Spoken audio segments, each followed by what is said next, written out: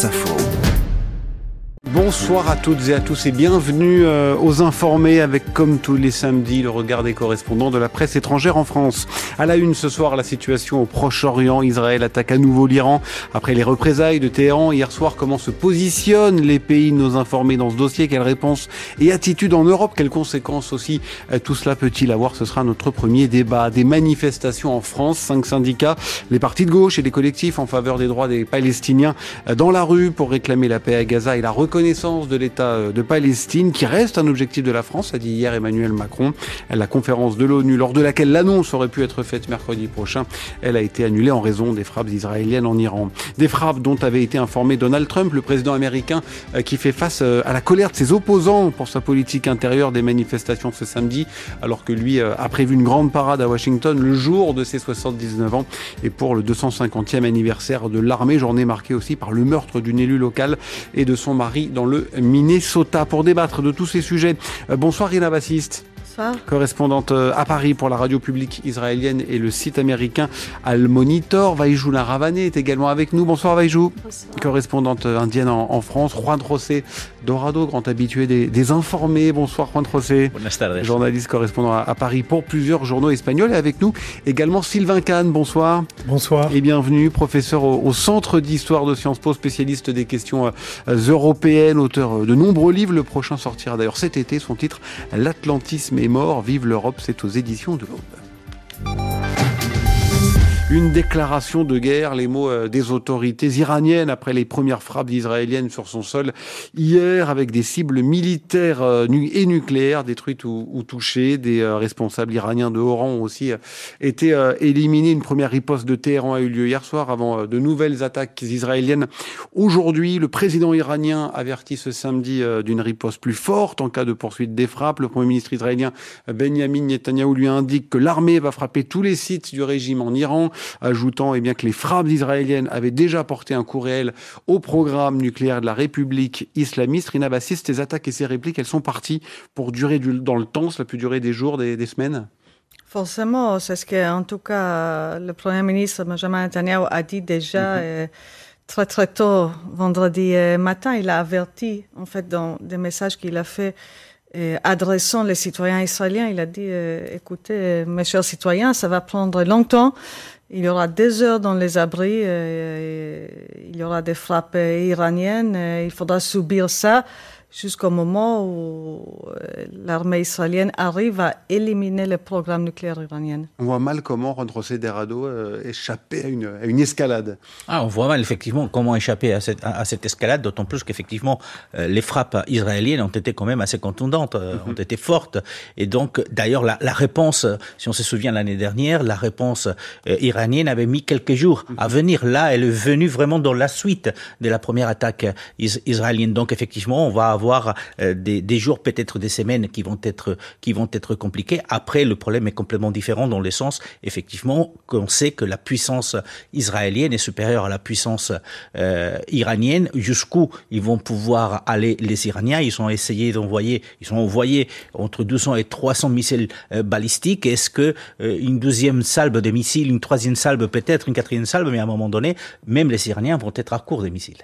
Les prochains jours vont être dangereux, a dit dès hier Emmanuel Macron. Vaïjou Naravaneh, c'est aussi votre opinion? Ah oui, absolument. Je crois que on est dans une phase extraordinairement critique pour le monde, et je voudrais dire quelque chose sur les différents positionnements sur cette attaque qui viennent de l'Asie, parce que vous avez d'abord une déclaration de la part de la Chine en tant qu'un des leaders de Shanghai Cooperation Organization qui ont absolument condamné les frappes, qui regroupe beaucoup de pays asiatiques.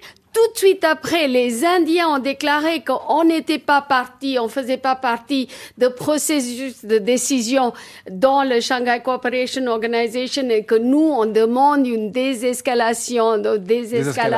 de ces frappes, que Monsieur Modi, sans prendre parti, Monsieur Modi a parlé avec Monsieur Netanyahou, le ministre des Affaires étrangères a parlé avec son homologue iranien, donc ils disent que nous avons des relations également bien avec les Israéliens et les Iraniens. Et puis, par contre, il y a la position du Japon qui condamne les attaques en disant que ça viole complètement le charte des Nations Unies, que l'Iran est clairement la partie qui est agressée dans cette histoire. Sylvain Kahn, votre regard sur la situation?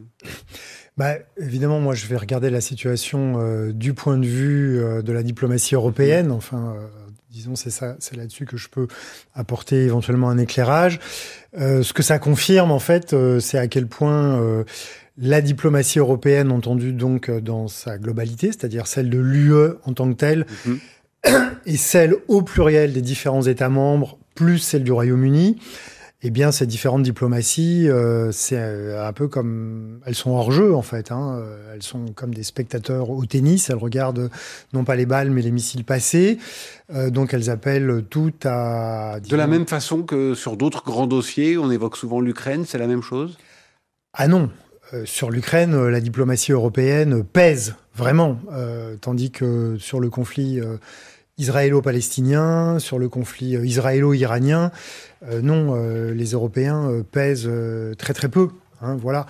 Donc, j'ai envie de dire, c'est la confirmation de cette réalité qui est une réalité relativement ancienne ou traditionnelle depuis une quinzaine d'années maintenant. 20h, 21h, les informés.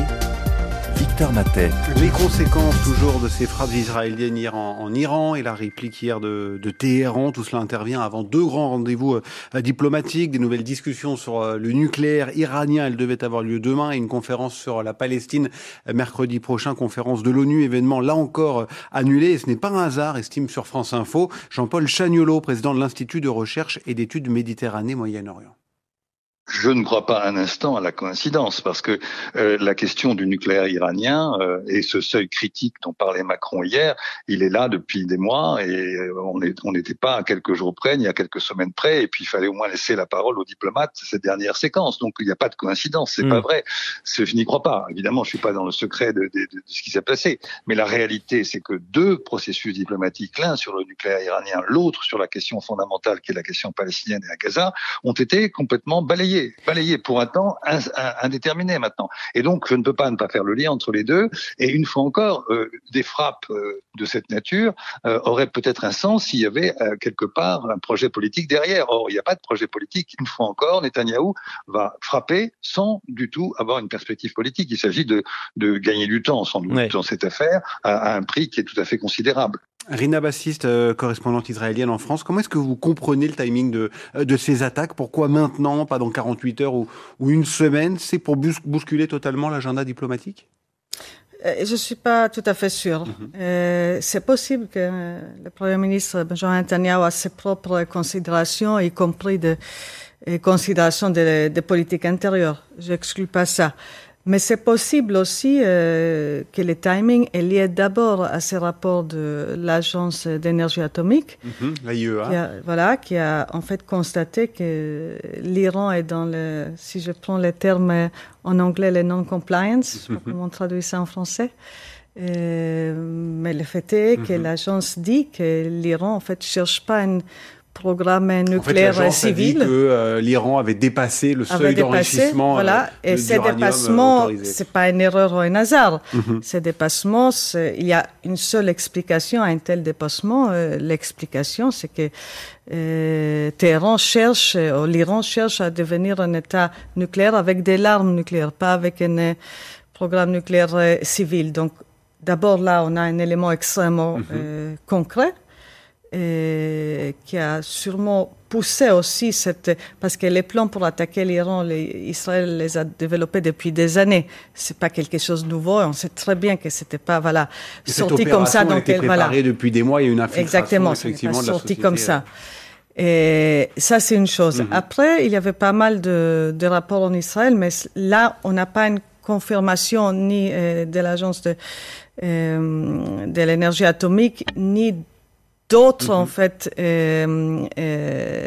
agents d'espionnage, comme si, en fait, l'Iran a pris une décision de changer sa politique nucléaire. Et là, je parle parce que pour avoir l'arme nucléaire, il faut avoir l'uranium enrichi, il faut avoir les missiles pour porter la bombe, et il faut avoir la technologie pour la détonation. Et cette dernière partie, l'Iran, dès qu'on sait, pour l'instant n'a pas franchi cette cap.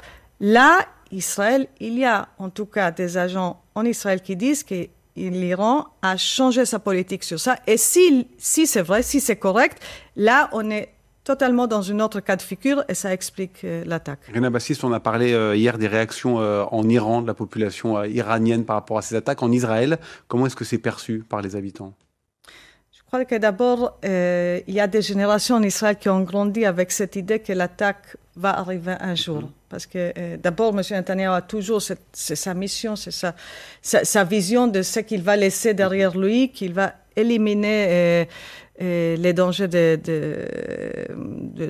nucléaire iranien. Donc, c'est pas une surprise en soi. Le timing, oui, mais le fait est qu'Israël attaque non. Mais par exemple, après, l'objectif de faire libérer les otages retenus par le Hamas, aujourd'hui, ce n'est plus l'objectif numéro 1, clairement. L'objectif numéro 1, c'est l'Iran. Non, ça c'est, voilà. C'est des choses séparées. Sur la question de Gaza, la société israélienne est complètement divisée. Ça, c'est clair, je pense, entre ceux qui veulent en tout prix avoir les otages libérés et les cessez-le-feu aussi à Gaza, et ceux qui estiment qu'il faut éliminer Hamas. Sur la question d'Iran, c'est différent. Je crois qu'il a une grande majorité, en tout cas une majorité confortable derrière lui, Monsieur Netanyahu, sur cette question. Même si je précise, c'est une majorité, c'est pas tout le monde. Il y a beaucoup de monde qui dit, mais en fait, pas beaucoup, mais il y a une partie, en tout cas, de la société et la politique israélienne qui dit, mais attention, parce que là, Monsieur Netanyahu, il a ses propres motivations et il veut détourner l'intention. Il ne faut pas exclure ça non plus. Juan José Dorado, comment est-ce que l'on parle de tout cela en Espagne ? Alors, bien sûr, il y a la surprise, mais je reprends le mot que vous avez passé tout à l'heure. Effectivement, on se dit que cette attaque face à l'Iran, parce que le rapport de l'Agence internationale de l'énergie, il a été fait public il y a 48 heures, 3 jours, mais les grands pays connaissaient déjà ce rapport. Ils le connaissaient, donc ça a été préparé. Donc, pour la plupart des Espagnols, il s'agit d'abord d'une agression qui était une agression israélienne, mais surtout, Israël était en difficulté au niveau international. Et effectivement, aujourd'hui, on a complètement effacé ce qui se passe à Gaza, ce qui se passe avec notamment la reconnaissance de l'État palestinien. Vous l'avez signalé, puisque cette conférence qui était parrainée ou co-présidée par la France et l'Arabie Saoudite a été aussi annulée. Donc, il y a ce timing qui est un timing international qui intéresse vraiment le Premier ministre israélien. Et puis, effectivement, je suis d'accord avec ma confrère, il y a certainement des raisons de politique intérieure, puisque c'est un gouvernement de coalition, un gouvernement fragile, entre guillemets. Et donc, effectivement, il y a toutes ces considérations que font que l'Espagne, aujourd'hui, continue à être très réticente par rapport à la politique qui est menée de façon générale par le gouvernement israélien. Rejuna Ravané, l'actualité en Inde a été marquée, bien sûr, par ce crash cette semaine, ce crash d'avion. Est-ce que il est question tout de même en Inde de ce qui se passe au Proche-Orient ? Vous avez évoqué les différentes positions. Est-ce qu'on en parle ? Oui, on est très inquiète aussi parce que l'Inde a beaucoup investi dans le Moyen-Orient. Quand vous pensez à plus que 8 millions de travailleurs indiens qui sont dans le Golfe, et il y a beaucoup de travailleurs indiens qui sont allés en Israël. Depuis le 7 octobre, quand les Palestiniens ne pouvaient plus se rendre en Israël, le gouvernement indien et le gouvernement israélien ont signé un accord pour que les travailleurs indiens puissent aller en Israël pour prendre la place, en quelque sorte, des travailleurs palestiniens. Et en plus de ça, je crois que pour les Indiens, c'est extrêmement important la question de pourquoi maintenant. Qu'est-ce qui se passe à l'Assemblée des Nations Unies? Parce qu'il y a eu 2 votes successifs qui demandaient un arrêt, un cessez-le-feu au Gaza. Pour la première résolution, les Indiens ont voté pour, mais la dernière résolution qui était il y a 2 jours, ils ont abstenu. Donc, le Premier ministre indien penche plutôt côté Modi.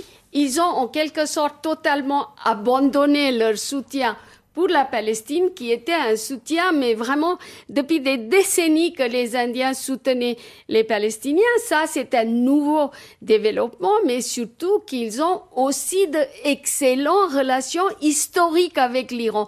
Donc l'Inde se trouve sur un fil de rasoir, parce que des ports à développer avec les Iraniens, il y a eu quand même beaucoup d'échanges commerciaux, aussi bien avec Israël qu'avec les Iraniens. L'Inde achète énormément d'armements aux Israéliens. C'est devenu vraiment le premier acheteur des armes israéliens. Et alors, grande inquiétude. Qu'est-ce qui va se passer s'il y a une espèce d'escalade? Qu'est-ce qui va se passer d'un côté si le régime iranien devait tomber, guerre civile, pas guerre civile en Iran? Énormément de questions. Est-ce que les États-Unis vont se mêler à ce moment? Quelle sera la position de l'Inde qui a toujours été équilibrisme sur l'Ukraine, sur cette question-là, sur beaucoup de questions internationales? 20h, 21h, les informés, Victor Matet. Avec la question donc, Sylvain Kahn, du positionnement des Européens face à cette situation au Proche-Orient. Emmanuel Macron hier a apporté son soutien à Israël face à l'Iran en pointant le danger nucléaire. Même attitude en Allemagne, en Grande-Bretagne également. Est-ce que les Européens sont coincés en quelque sorte entre une critique de la politique israélienne sur Gaza et un soutien presque obligatoire par rapport à l'Iran? Coincés, disons. Ça peut donner l'impression de prise de position sinon contradictoire, en tout cas contraire, hein. Mais en même temps, j'ai envie de dire, les Européens sont constants. C'est-à-dire que il faut bien voir, ils sont constants à la fois sur le fait qu'il doit y avoir absolument, selon eux, c'est la position qu'ils ont prise notamment dans une célèbre déclaration dite de Venise en 1980, il doit y avoir deux États, un État palestinien, un État israélien, l'un et l'autre reconnus et garantis dans leur sécurité. Et puis par ailleurs, ils ont une position constante depuis là aussi de nombreuses années sur le fait que l'Iran doit respecter le traité de non-prolifération nucléaire. Alors, ce qui a changé pour les Européens, c'est qu'ils avaient été vraiment très impliqués dans le fameux accord qui avait été signé en 2015 par les États-Unis sous Obama, par les Européens, par les Iraniens, par lequel les Iraniens s'engageaient à, arrêter toute avancée contre la levée des sanctions, vers la bombe, contre la levée des sanctions. Et là, les Européens avaient vraiment joué un rôle. Bon, il se trouve que, comme chacun le sait, c'est Trump version mandat 1, qui a fait sortir les États-Unis de ce traité, donc il a mis en par 2018. terre. Voilà.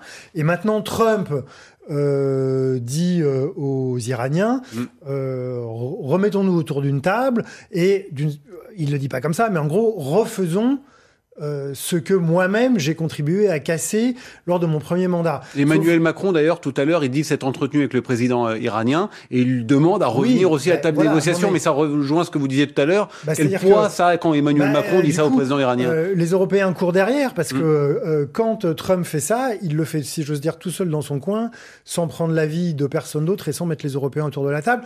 Donc on voit bien là que les Européens, si vous voulez, ils disent voilà, il faut arrêter l'escalade, mais c'est très mal que les Iraniens cherchent à avoir une bombe nucléaire alors qu'ils ne devraient pas, ce qui effectivement est conforme au droit international. Ils disent, c'est vrai que il ne faut pas l'oublier, ça il faut quand même qu'on le rappelle au moins une fois, officiellement, depuis 40 ans, le pouvoir iranien, quel que soit le président, quel que soit le gouvernement, dit toujours Israël doit disparaître de la carte et de la map monde et ne doit plus exister. Bon, donc à partir du moment où les Israéliens, à tort ou à raison, considèrent que là, la menace est vraiment devenue plus importante aujourd'hui qu'elle ne l'était il y a 3 jours, voilà. Mais les Européens savent ça. Ils savent que la position officielle de la République islamique d'Iran, c'est quand même qu'Israël n'existe pas. Bon. Avançons dans les débats à propos de la Palestine et la reconnaissance d'un État palestinien. Des manifestations étaient organisées aujourd'hui en France, à Paris notamment. Jean-Luc Mélenchon était présent. Mobilisation à l'appel de syndicats et des partis de gauche. Les problématiques autour de Gaza et du Proche-Orient largement politisées en France depuis le 7 octobre 2023 et l'attaque du Hamas. Avec un nouveau regain ces derniers jours, explique sur France Info le politologue et spécialiste de la gauche Rémi Lefebvre. Depuis, à mon avis, la flottille qui a été envoyé à Gaza et qui était donc notamment occupé par la députée France Insoumise Rima Hassan, le journaliste de Blast Yanim Badi, et puis des militantes comme Greta Thunberg, on a l'impression que effectivement le niveau de conscience politique et citoyenne sur la question de Gaza a progressé. Bon, cette question-là, évidemment, elle est dans l'actualité. Cette question prend une nouvelle place, une nouvelle ampleur, suite notamment au choc symbolique de l'arrestation de ces 12 membres sur cette flottille. Rina Bassis, vous avez le sentiment que cet épisode de la flottille dite de la liberté, avec à son bord notamment Rima Hassan, marque un tournant? Ça a été commenté beaucoup en Israël? C'était commenté, mais tournant pas du tout. Non, je crois que même dans la gauche israélienne, ils n'ont pas aperçu ça comme une sorte d'aide à la cause, mais plutôt comme une tentative d'un coup médiatique de personnes politiques qui cherchent un peu la lumière du média, pas plus que ça. Ça, c'est côté sentiment. Maintenant, si on prend le tableau un peu plus grand de cette initiative du président Macron de reconnaître l'État palestinien, je crois que pour beaucoup d'Israéliens, il y avait un peu d'abord. Il dit que c'est toujours son objectif, malgré l'annulation de la conférence mercredi prochain. Donc, il y avait pendant toutes ces semaines une sorte de malcompréhension parce que aussi le président n'était pas très clair. Au début, il a dit qu'il va reconnaître l'État palestinien. Après, quand tout le monde a commencé à crier que c'est peut-être pas très constructif, il a dit oui, je vais reconnaître, mais il faudra qu'il y aura une reconnaissance mutuelle. Donc, que les pays arabes aussi vont reconnaître. Après, il y avait plusieurs responsables français qui disent oui, mais on ne va pas les faire seuls, on va les faire avec les autres Européens, ceux qui n'ont pas reconnu, peut-être avec le Canada, la Grande-Bretagne.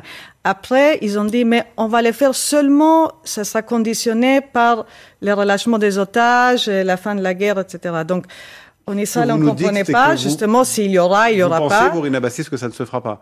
Si, moi, je pense que maintenant, après la conférence de presse de l'Élysée hier, je crois que le président a mis les choses en clair. Je crois que lui-même, peut-être, il n'était pas tout à fait sûr qu'il va le faire.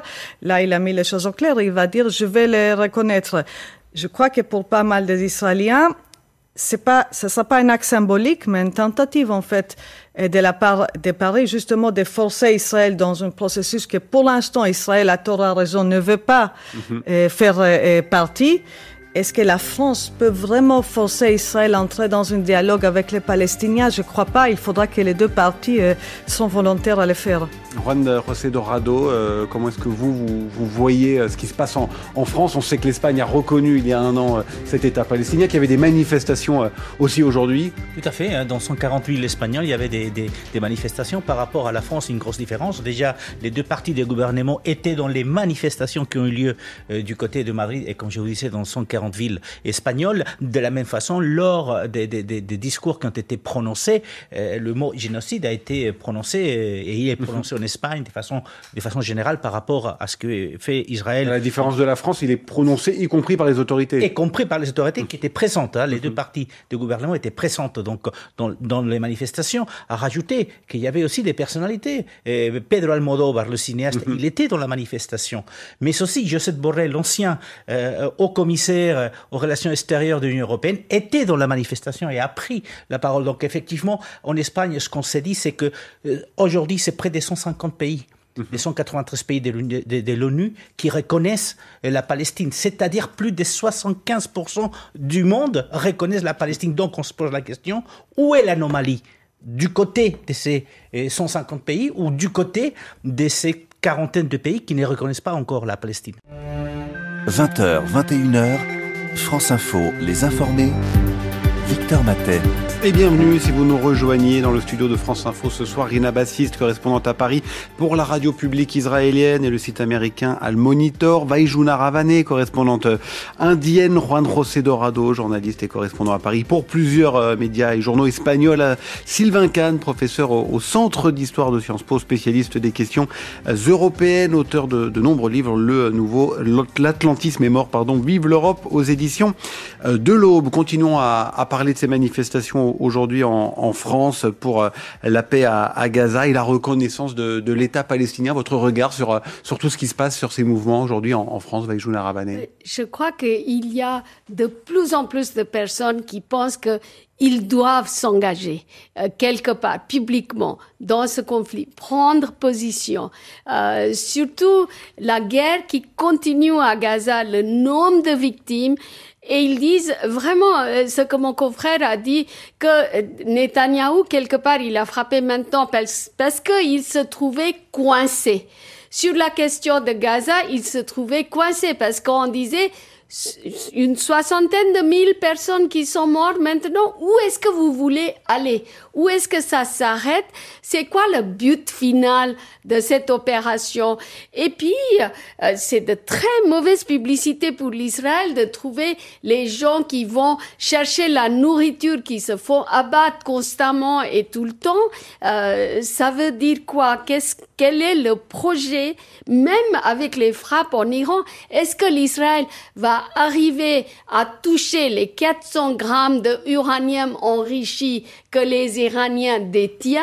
Est-ce qu'ils l'ont caché quelque part tellement profondément que les missiles israéliens vont pas pouvoir les atteindre? Et est-ce qu'à ce moment-là, quelque part, les États-Unis vont entrer dans cette guerre? C'est ça la grande question et c'est ça qui préoccupe tout le monde.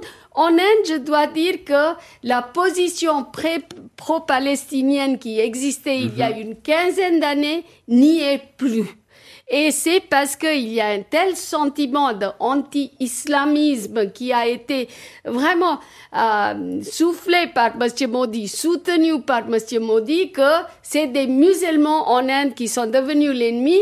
Et pour les Israéliens, quelque part aussi, c'est les musulmans qui sont devenus leur ennemi. Donc l'ennemi de mon ennemi est mon copain. En un mot, oui, Baptiste, avant de donner la parole à Sylvain. Très intéressant, très court, parce qu'effectivement, il y a une sorte de relation, je ne sais pas d'amitié, mais de proximité qui s'est développée entre M. Modi et M. Netanyahu ces dernières années. Il y a une photo extraordinaire quand M. Modi était en Israël, tous les deux pieds nus dans l'eau, ensemble, donc vraiment très, très proches. Et c'est pas par hasard que très peu après l'attaque de vendredi matin, le bureau de M. Netanyahu a sorti un petit communiqué disant qu'il est en train de parler avec des dirigeants du monde entier. Et c'est qui les trois dirigeants qu'il a signalés par les noms? C'était le chancelier allemand, c'était le président Macron et c'était M. Modi. Sylvain Kahn, c'était intéressant d'entendre Juan José Dorado parler de la situation espagnole, parce que c'est vrai qu'on se focalise souvent sur ce qui se passe en France avec un débat politisé. Comment ce dossier de la reconnaissance de l'État de Palestine, est-ce qu'on peut l'évaluer, le jauger à l'échelle européenne? Oui, bien sûr, on le peut. C'est-à-dire que il faut partir historiquement, dans l'histoire très récente, il faut partir de la raison, des motivations ou des motifs pour lesquels il y a peu de pays européens, peu d'États européens, peu de gouvernements européens qui ont reconnu l'État de Palestine.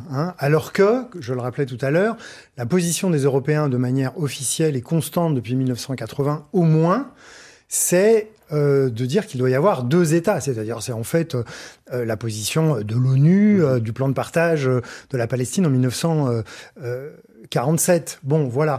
Donc, pourquoi est-ce que dans les 40 pays dont parlait mon confrère espagnol tout à l'heure, il y a beaucoup de pays européens?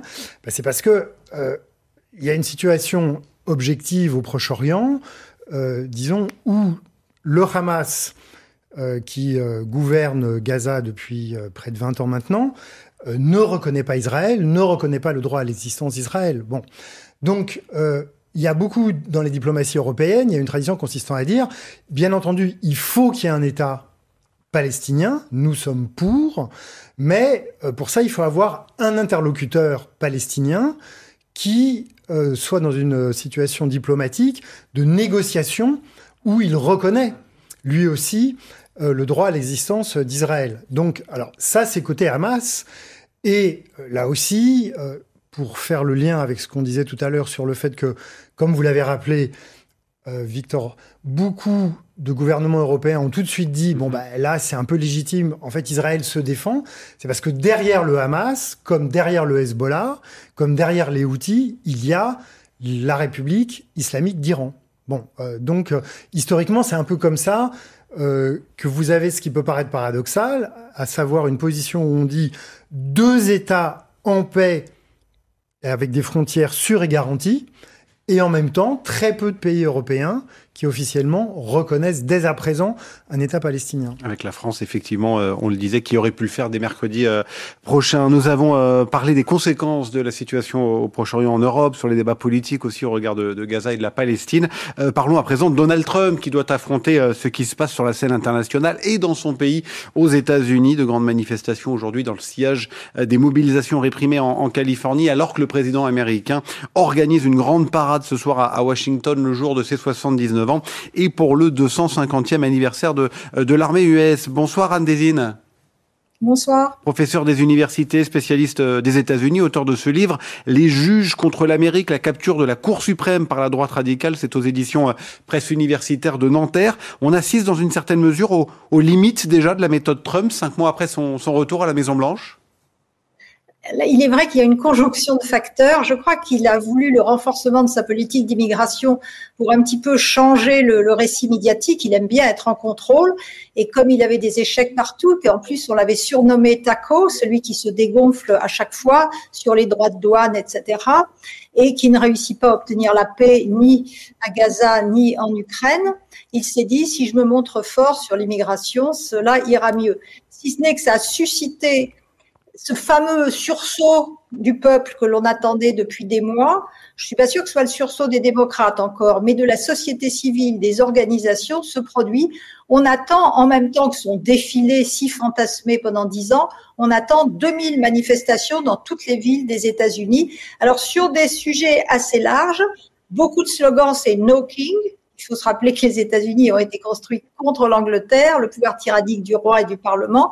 Donc, ils ne veulent pas de roi. Ils ne veulent pas non plus de l'armée, qu'ils considèrent un danger pour les libertés lorsqu'elle est sur le territoire domestique. Mais il y aura certainement des manifestations, un regain pro-Gaza, par exemple. Et les démocrates, à la fois, peuvent surfer sur ce mouvement, mais c'est dangereux pour eux, car si les manifestations ont des thèmes trop variés comme l'abolition de cette police fédérale des frontières ICE et trop d'accent sur Gaza, l'administration Trump, la blogosphère de droite va s'en emparer pour expliquer que les démocrates sont vraiment dangereux pour les États-Unis et pour la sécurité nationale. Mais en tout cas, beaucoup de choses, et il faudrait ajouter l'assassinat d'une élue du Minnesota, de son mari et de 2 autres qui sont blessés. Et pour moi, c'est vraiment le résultat de cette violence verbale permanente du président.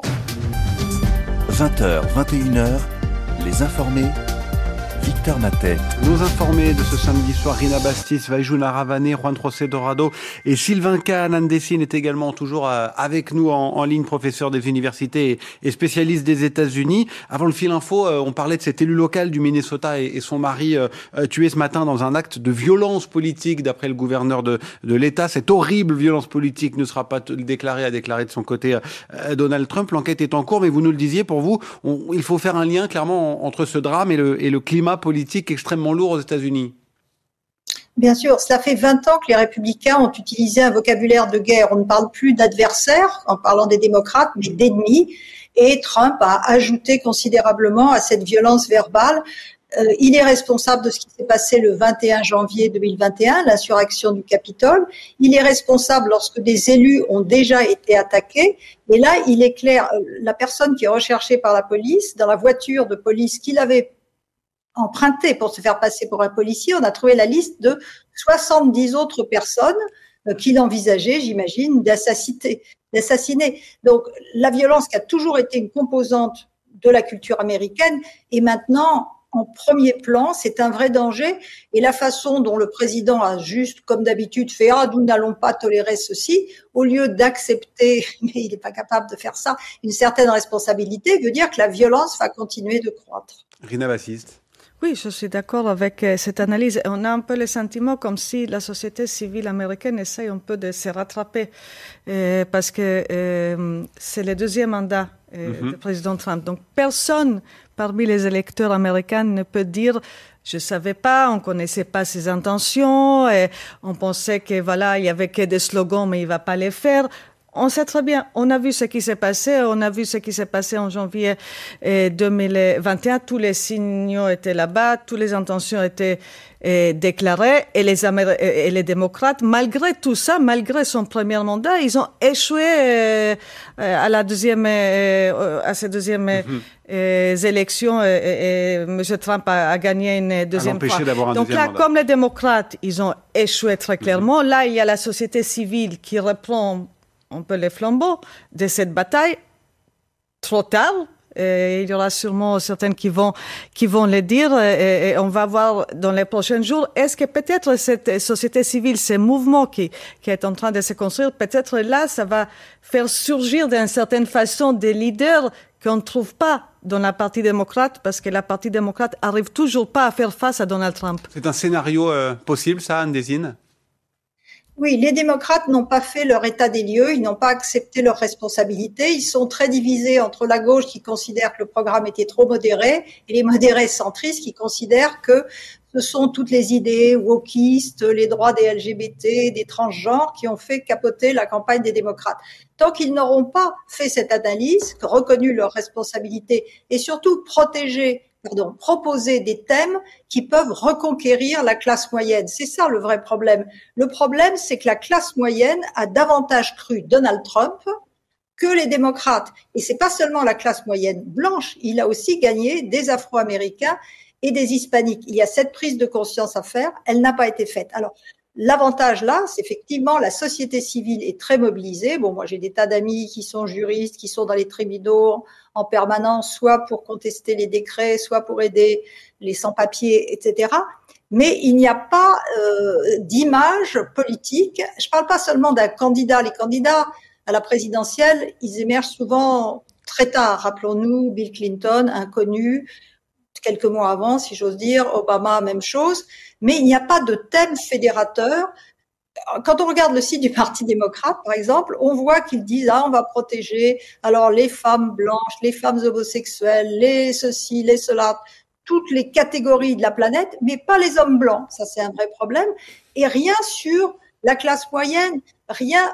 La grande force de Trump, c'est qu'il a identifié. Je vous redonne la parole juste après intervention de Juan José Dorado. Oui, non, ce que je voulais signaler tout simplement, c'est que il n'a pas effectivement arrêté la guerre en Ukraine, ni éviter la guerre entre l'Iran et Israël, mais en même temps, il a réussi à surlever la société civile aux États-Unis. L'image qu'il renvoie aujourd'hui, quand on voit des milliers de gardes nationaux qui sont à Los Angeles ou de marines qui sont déployés, elle est néfaste pour les États-Unis à l'extérieur. Elle l'était déjà, c'est vrai, mais elle l'est encore plus aujourd'hui. Et n'oublions pas que de demain, il y a quand même, les yeux sont rivés sur les États-Unis, puisqu'il y a les mondiales des clubs qui commencent aux États-Unis, et notamment à Los Angeles, que c'est à Los Angeles que l'année prochaine va y avoir aussi le mondial des footballs, et puis dans 3 ans, ça sera les Jeux olympiques. Donc, l'image que renvoie aujourd'hui Donald Trump avec ce qui se passe du côté des États-Unis et de Los Angeles est quand même désastreuse pour les mois et les années à venir. Vous confirmez, Anne Désine ? Ah oui, complètement. Il a détruit l'économie des États-Unis, le rayonnement des États-Unis, la recherche américaine, la recherche des universités et du NHI, etc. Il a détruit le soft power.